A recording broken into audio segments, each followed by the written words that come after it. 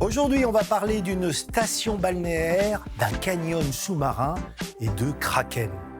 Direction Cap-Breton, sur la côte landaise, qui possède un trésor naturel exceptionnel, insoupçonné.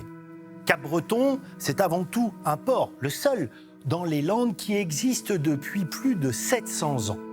Pour rejoindre l'océan, les bateaux passent le long de la fameuse estacade en bois bâtie au XIXe siècle par Napoléon III. Quelques centaines de mètres plus loin, débute un phénomène géologique grandiose, le gouffre. Le gouffre, c'est un immense canyon sous-marin de 300 km de long que l'on voit cartographié ici par l'Ifremer. Il s'étend au large des côtes basques françaises et espagnoles et plonge jusqu'à 3500 mètres de profondeur. Il faut imaginer un paysage de western aquatique avec des falaises vertigineuses, des méandres qui abritent une biodiversité extraordinaire, notamment des habitués des grands fonds, les cétacés.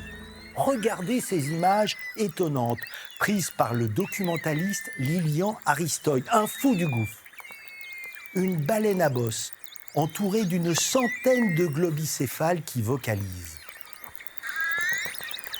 Des animaux capables de plonger dans les profondeurs abyssales pour chasser. Leur mets favori, le calmar géant, aussi appelé kraken, qui peut atteindre 18 mètres de long.